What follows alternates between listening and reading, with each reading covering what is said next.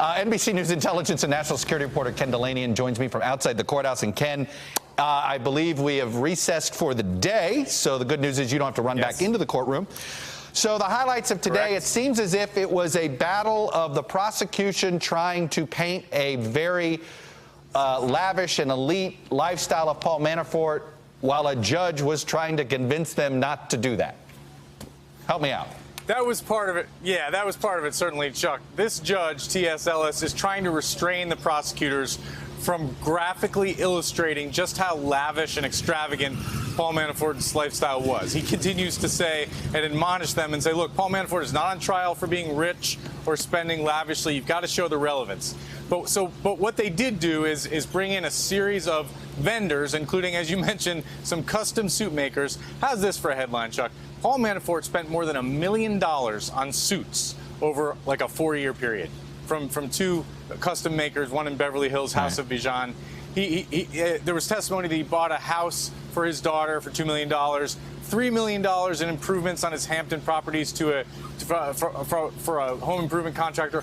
All of this was paid for by wire transfers from an account in Cyprus that prosecutors are going to allege later was parked there to avoid U.S. taxes in violation of American law. Let me stop you right there. That is the important fact here. It's how he paid for all of this. It's not that he bought all of this. It's how he paid for it. The transaction he used, a wire transfer. Anyway, go ahead, Ken.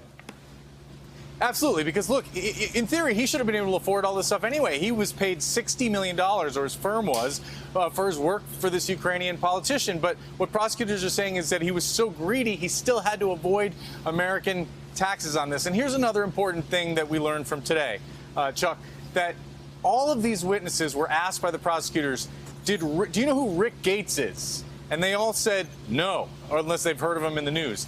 The point the prosecutors made was, while the defense was trying to say that Rick Gates was behind this illegal conduct and they're going to blame Rick Gates. That's essentially their defense. Each of these witnesses said they'd never heard of Rick Gates. He had nothing to do with these transactions.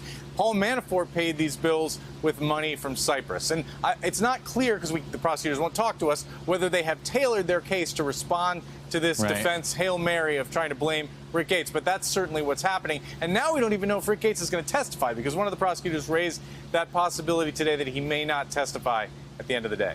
Well, let me ask you this. The evidence that was presented today, yes, you had people on the stand, but it was a lot of paper that was presented to the jury today, right? Which seems to indicate you may not need Rick Gates for this. They may have him just with ledger sheets.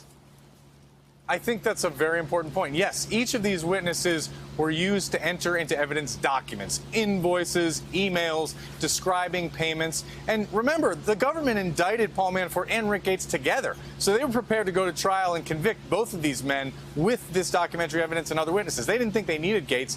Gates was gravy. He flipped. He turned state's evidence. It would be nice to have Gates walking them through this, because he was Paul Manafort's aide-de-camp.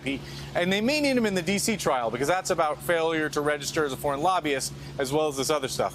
But you're absolutely right, Chuck. It's not clear that they need him in this case. Yeah, and it's very possible they don't want Manafort's lawyers beating up Gates in this trial, which would then harm him a little bit for the next one. Let me ask you a final question.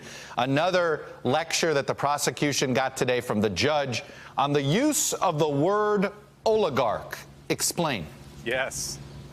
Yeah, Judge T.S. Ellis makes a lot of these proceedings about him. You know, he's been on the bench since the Reagan administration, and he went through a whole discourse about how the word oligarch is pejorative, and possibly you could call a high school principal an oligarch in some certain sense, and so the prosecutors shouldn't use it. And they replied, hey, Judge, we're not using it. Witnesses are using it to describe some of these Ukrainian funders of the politician who was paying Manafort. But at the end of the day, you know, the judge is the judge, and the prosecutors surrendered, and it doesn't look like they're going to use that word anymore. What are they using? Extraordinarily wealthy Russians who got their money from Vladimir Putin's government? Do you just say it like that? The judge is proposing to use the word funders, which is pretty anodyne. Yes, it is. Well, that's no fun. Anyway. Hello, YouTubers. If you're watching this, it means you've checked out our channel, so thank you. Now do me a favor. Subscribe by clicking on that button down there. Click on any of the videos to watch the latest interviews and highlights from MTP Daily and MSNBC. You can get more Beat the Press content every morning in the First Read newsletter. If you're tired of content that you don't know anything about where it came from, You don't have to have that problem with us. NBC News, MSNBC, MTP, and the Meet the Press mindset right here for you on YouTube. Subscribe now.